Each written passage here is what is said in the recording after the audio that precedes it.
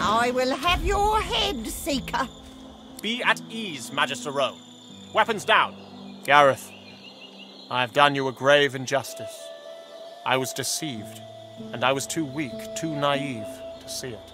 Alexander holds his hands outwards towards Gareth, his blade resting flat across his palms, a gesture of goodwill and peace. Gareth notices your arrival and emits an alarming chuckle. Godwoken, have you come to witness the death of the noble coward? How fortunate. You can tell the tale of Lucien's other wayward son. This slug defends his own cruelty on the basis of ignorance. He expects me to forgive him for everything he's taken from me. Every fallen seeker, every friend, every slain Godwoken. This, after I dedicated my life to serving his father's every whim and wile. I've forgotten nothing. Alexander, you are the sinner, yet the gods have allowed us to suffer for it. I would kill you 100 times over if given the chance. Gareth looks to you, then to Alexander. He digs his teeth into his lower lip until blood seeps out from the tender skin.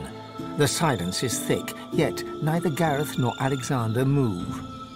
You are not Damien. You are not Damien. Damien. My sins have been as great as yours, Alexander. I've just been too blind to see them. It's just your father. You could forgive Alexander when I could not, Godwoken. I hope you show me the same kindness. I will meet you aboard the Lady Vengeance when you are ready.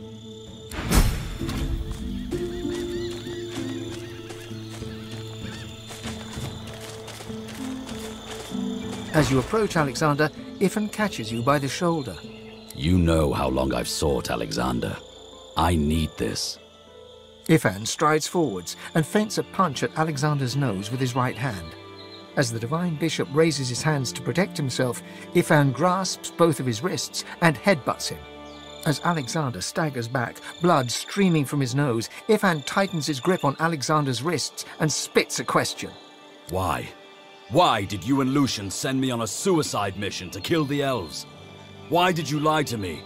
Alexander wrenches his hands free from Ifan's grasp and holds his broken nose, blood streaming between his shaking fingers.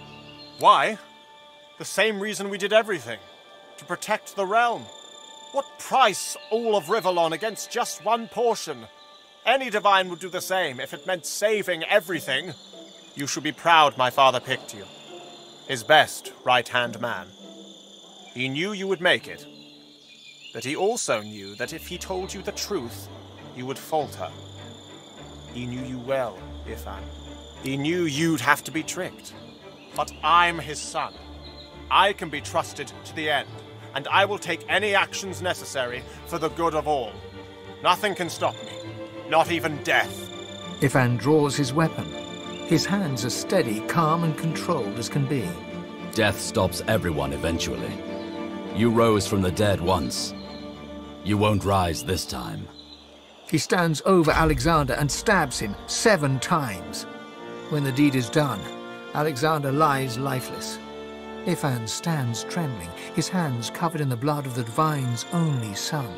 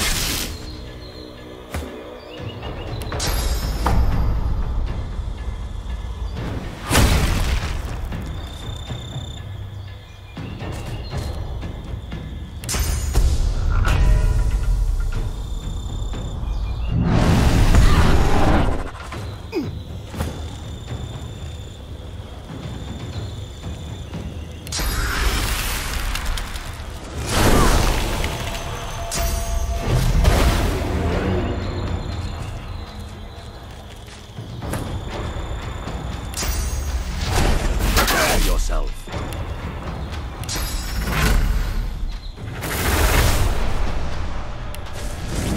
Prepare yourself.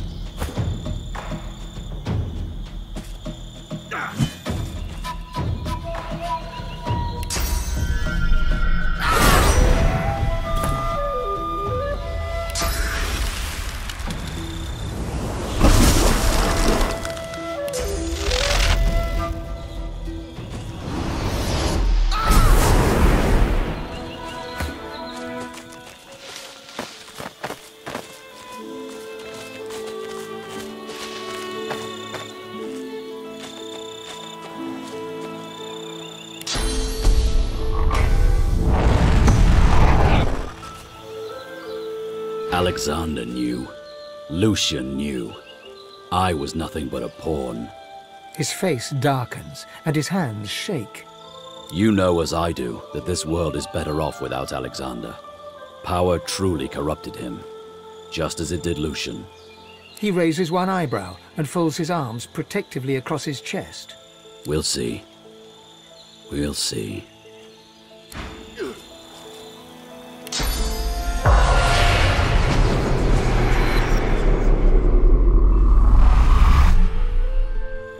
The spirit of Alexander looks bitterly dejected. He turns to you. My journey has ended, but the world still needs a divine. Tell me, have you learned how to enter the council yet? Not so hasty. I have to know your intentions before I help you.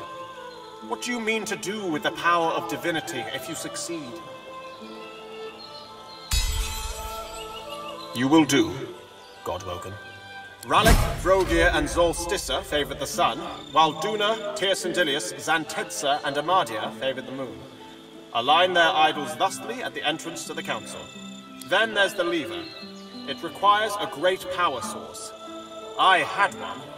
Perhaps it's still with my remains. Otherwise, you must scour the island. Farewell, Godwoken.